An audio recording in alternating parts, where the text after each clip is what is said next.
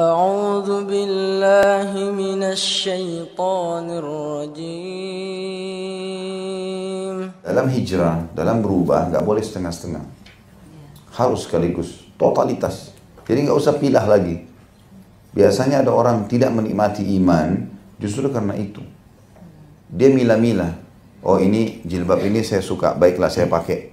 Tapi masalah gosip-gosip, masalah ke kafe, masalah ini, nggak apa-apa deh.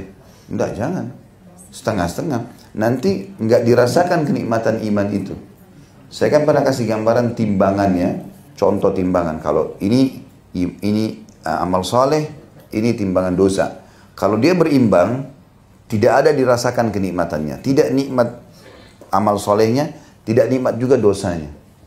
Karena dia masih berimbang. Jadi misalnya, sholat iya, tutup aurat iya, tapi ya makan haram masih suka bohong. Ya. Maka antara amal solehnya sama dosanya masih berimbang. Maka tidak akan pernah dirasakan. Makanya sholatnya hanya seperti gerakan saja. Jadi kalau ada di antara bapak ibu yang hadir, misal sholat, kenapa ya saya Ustaz kalau sholat dari takbir sampai salam tidak ada maknanya, cuma sekedar gerakan. Maka itu karena masih ada dosa yang bapak ibu buka. Coba ditutup keran pintu dosa itu. Ibu sendiri dan bapak muhasabah. Sehari-hari apa nih kira-kira yang biasa saya lakukan? Muhasabah saja. Dan coba tutup kerannya. Maka nanti dosa itu akan tertahan, amal solehnya akan naik. Otomatis. Contoh saya sering kasih gambaran kalau lagi umrah misalnya ya. Kita di sana betul-betul sibuk dengan itu. Azan ke masjid ya. Kemudian baca Quran. Terus ada ustadz yang mandu, ada pengajian. Suasananya nggak pernah kita lihat perempuan nggak pakai jilbab, masuk mallnya nggak ada musik. Jadi memang membawa kita amal solehnya naik, dosanya nggak ada. Kalau orang putar TV pun keluarnya Mekah sama Madinah. Ada memang channel lain, tapi biasanya langsung sudah otomatis di hotel itu dipasangkan channel itu. Maka otomatis naik, rate amal soleh kita naik, dosanya bertahan atau bahkan diampuni oleh Allah SWT. Maka ini makin turun, ini makin naik. Terasa kenikmatan itu.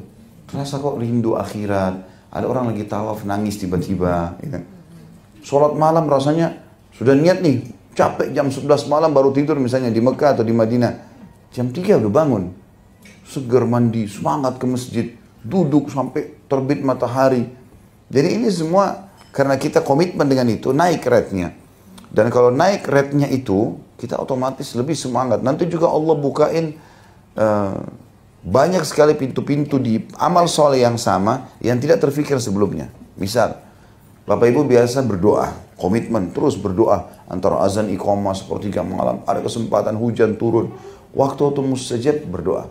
Kalau kita rutinkan itu nanti Allah akan munculkan di hati kita dan di lisan kita doa-doa yang tidak pernah kita baca sebelumnya. Allah bukain sendiri. Mungkin dulu kita tidak pernah terfikir. Kita rutin sedekah. Kita coba rutinkan seminggu, 2 minggu, tiap hari pokoknya sedekah. Apapun itu. Mau 1.000 rupiah, mau 10.000, pokoknya tidak ada hari tanpa sedekah. Buat simbol kehidupan begitu. Coba komitmen 2 minggu deh misalnya. Nanti ada muncul di benak kita ide-ide yang tidak terlintas sebelumnya.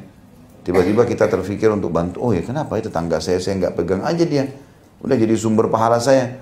Kasih beras, kasih segala macam. Nanti kalau terus berjalan muncul ide baru, banyak ide baru.